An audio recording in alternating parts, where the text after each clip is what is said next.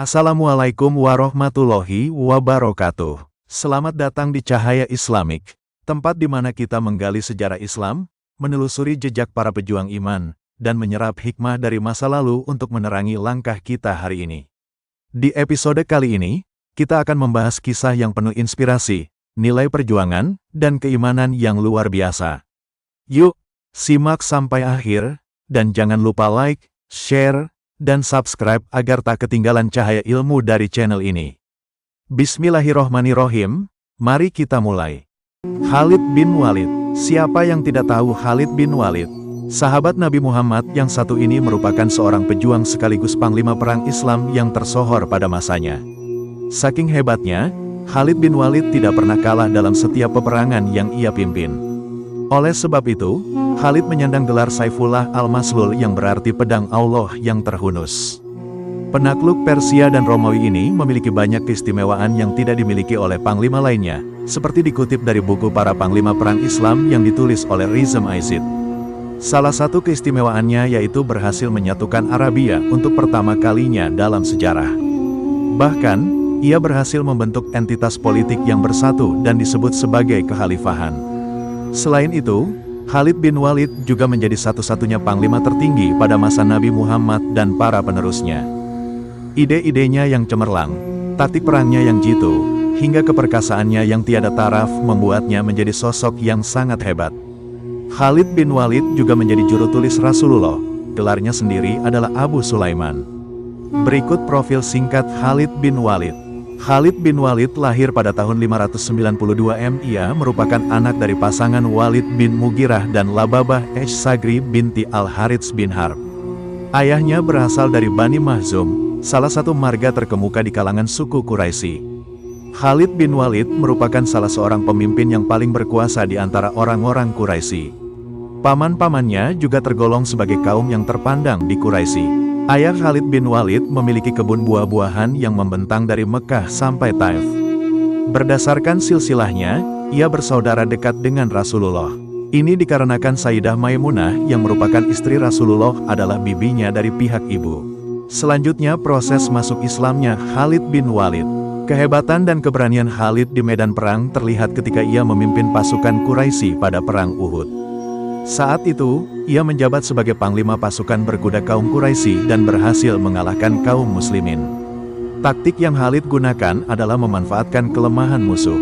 Ketika kaum muslimin berlomba-lomba mengambil harta rampasan perang karena menganggap musuh kalah, dari arah belakang pasukan Khalid menyerang balik kaum muslimin secara mendadak.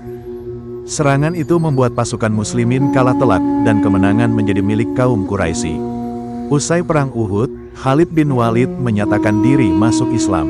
Dengan demikian, jabatan yang ia peroleh sama seperti sebelumnya, yaitu panglima perang. Khalid bin Walid tidak pernah mengalahkan Rasulullah. Setiap perang yang dipimpin, Khalid berhasil memperoleh kemenangan. Prestasi tersebut kian berlanjut hingga masa pemerintahan Abu Bakar. Kala itu, Khalid ditugaskan untuk memperluas wilayah Islam dan membuat kalang kabut pasukan Romawi dan Persia. Pada era Nabi Muhammad SAW, pertempuran yang dipimpin oleh Khalid bin Walid ialah Perang Mu'tah, pembebasan Mekah, pertempuran Hunain, pengepungan Taif, pertempuran Tabuk, dan Haji Wada. Ketika Perang Mu'tah, Khalid kehilangan 9 pedangnya. Inilah yang menyebabkan dirinya memperoleh gelar pedang Allah yang terhunus oleh Rasulullah SAW. Sementara itu, pada peristiwa pembebasan Mekah atau Fatu Mekah pada tahun 630 M, Khalid bin Walid memiliki andil yang cukup besar dalam mengobarkan semangat pasukannya. Kemudian, di era Khalifah Abu Bakar, Khalid bin Walid memimpin sejumlah pertempuran, seperti pertempuran Ridah, pertempuran Yamamah, serta penaklukan Persia dan Romawi. Sejak Rasulullah wafat, banyak kaum muslim yang keluar dari Islam atau murtad. Selain itu, banyak juga yang mengaku sebagai nabi selanjutnya dan kemudian diberantas oleh Khalifah Abu Bakar. Salah satu pemberantasan tersebut dilakukan melalui pertempuran Yamamah yang melawan Musailamah Al-Kadzab, seseorang yang mengaku nabi. Dalam pertempuran Yamamah, pasukan muslim di bawah pimpinan Khalid berhasil mengalahkan kaum murtad yang jumlahnya lebih banyak 3 kali lipat ketimbang jumlah pasukan muslim. Sementara itu, ketika penaklukan Persia dan Romawi, Khalid bersama 18.000 pasukan muslim berhasil menguasai wilayah Persia dengan cepat. Bahkan, Ia meraih 4 pertempuran secara berturut-turut dengan cepat, yaitu pertempuran Chains, pertempuran Sungai, pertempuran Walaya dan pertempuran Ulais.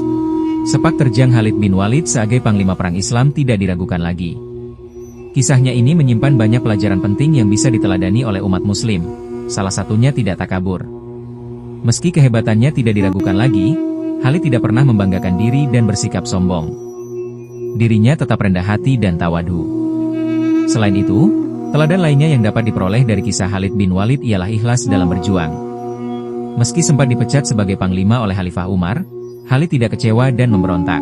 Menurutnya, semua posisi jabatan adalah sama, yang membedakan hanya keikhlasan dalam memperjuangkan kebenaran. Dengan demikian, ia menerima keputusan Khalifah Umar dengan lapang. Wallahu a'lam bishawab.